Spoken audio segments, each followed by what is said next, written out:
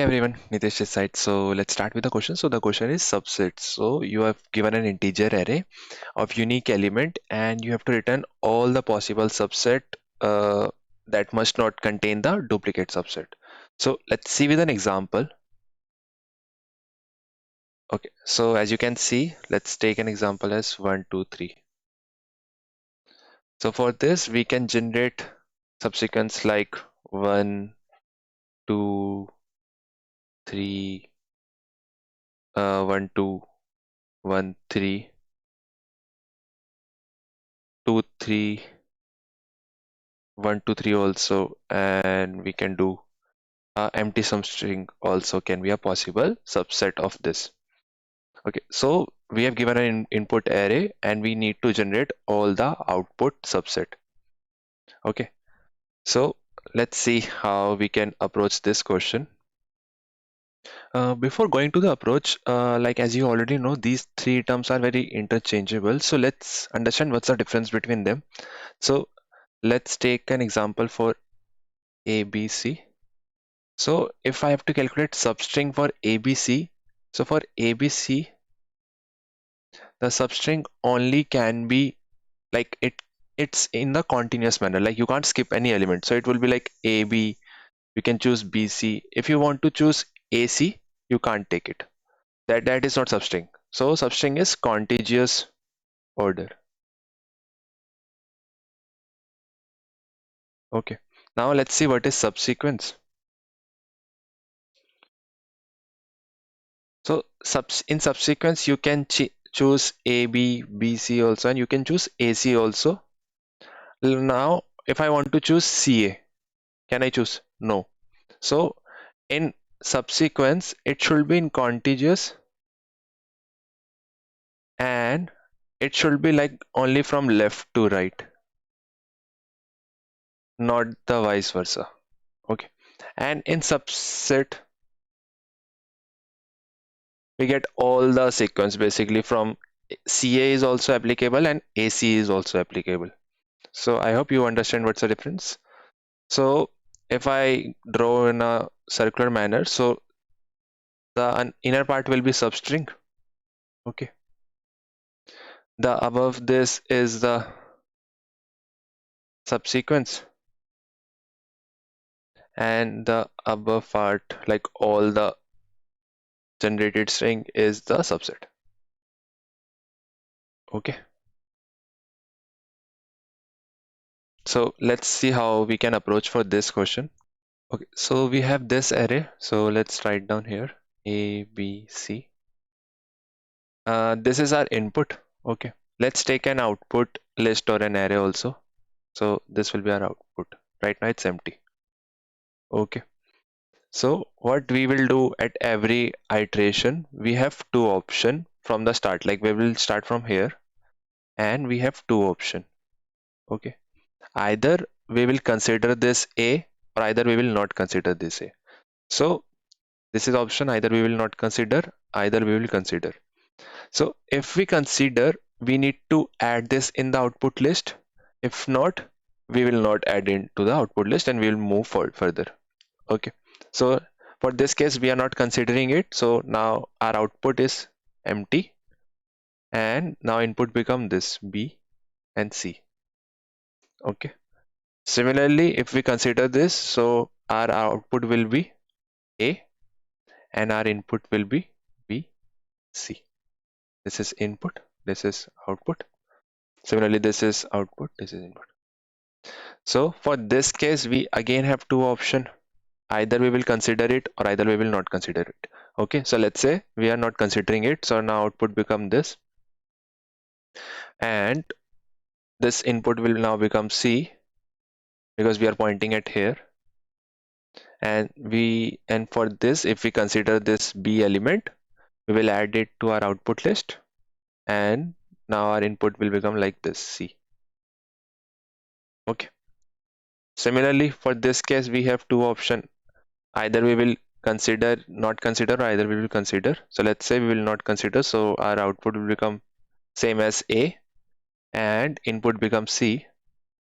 And if we consider, so our output become AB and output becomes C.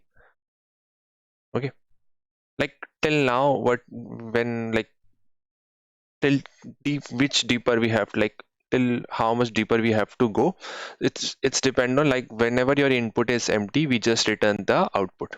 Okay, so we will go more deeper inside that. Again, we have two option, we can take it or we will not take it. So let's say we don't take it and we take it, so this become empty. So whenever our list is empty, this, so we will print or add into the final list. So this is our final answer for first. Similarly, we again get a C here and the output input list will be empty. For this case also, we will not consider it or we will consider it, it will become B, an empty list. And similarly for this case, it will become BC and an empty. Similarly for this case also, it will become A or empty, or it will become AC and empty.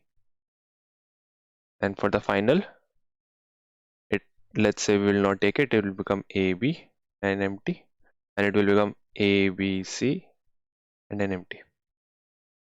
So as you can see, we got our final output that we need empty string C, B, BC, A, AC, AB, AB. So these all are the subset of the string ABC of ABC array. Okay. So let's write the code for this. So as you can see, we're just doing the calling the function like it's just a recursion call. So we need to also mention the base case. So our base case will be whenever our input is empty. Okay. So we will add this output list in our final list. Final list dot push input, the output. Okay. Like if you don't have a base case, so it will be a stack flow error. Okay. So let's write a code for this. Okay, so let's take a final list. Let's create it outside. List integer. It will be a list type. Integer list equal to new array list. Okay. Let's consider a sublist also. List integer sublist equal to new array. We will create a recursion function. Okay, it will be like solve, pass the array, give the starting variable, like it will be start from 0, and pass the list also, this sublist also. And after that we just return our list. Okay, so let's write the code for solve function. Void solve, this will take a array and starting point, and it will be a list. Okay, we need to mention a base case and recursion call. Okay, so what we are doing is, let's take our current variable. So let's take our current equal to nums dot start. So we have two options, either we'll take this or we'll skip this element. Okay, let's take it. So let's say we take this element. So what we will do, sublist dot add this current element and call our recursion function solve nums. We need to increment start pointer by 1 and sublist. Okay, now let's say we don't take this element, so we need to remove this from list sublist dot remove. And in Java, we need to mention this as an integer type, otherwise it will remove from the index. Okay, so we will do CC. After that, we just call the recursion. We are not taking this element. Okay, start plus 1 sublist. Sorry. Okay, so this looks good to me. So our recursion call is completed. Now what our base case is basically whenever our input is empty or our start reaches to the end point of the array. So if start is equal to nums dot length, we need to do something. What we need to do, we just need to add this into our final list. What we will do, new array list, and we just add sub list here. Okay, why I am putting this new array list? Basically, if you just do without this sublist, our sublist is updated at every moment. So it's basically you are creating a sublist at only once, and whenever there is changes, it will update you all in all the list wherever you edit. So that's why we create a new array list of sublist of the same element of sublist. Okay, and we just return from here. This looks good to me. Let's run the code.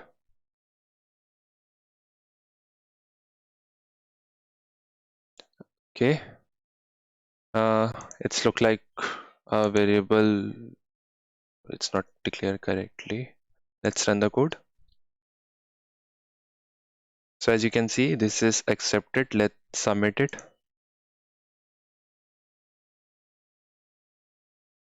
And this is also accepted. So, and what will be the time complexity for this? So let's go back to here. So as you can see from here, what we are doing is we are calling a recursion function call. So if you can see from here, we are calling one call. Okay. In this point, we are calling this also and this also. So you can see we have two calls here. Okay. Similarly, if you can see in this, we have 1, 2, 3, 4. So it will be 4. And in the bottom, if you can see 1, 2, 3, 4, 5, 6, 7, 8. So we have 8 call. Okay. So if I consider as like this 2 to the power 0, 2 to the power 1, 2 to the power 2, 2 to the power 3, and let's say there are n element in your array, so it will be 2 to the power n calls. Okay. And there is one more thing that is going on, is basically whenever you adding the sublist into your list, it will also cause you a order of n time complexity, because you are adding all the elements from here to here. Okay, so you are creating a new list from this, so adding all the elements of sublist to the list, it will cause you an maximum size of order of n. So our total time complexity will be n into 2 to the power n. And if you want to calculate space, so for the space we are just using a sublist, so it will be only a order of n. And if you want to calculate overall space, basically this list is for the output, so that's why I not consider, but if you want consider, it will be n square. Okay, so I hope you like this video. Thank you for watching this.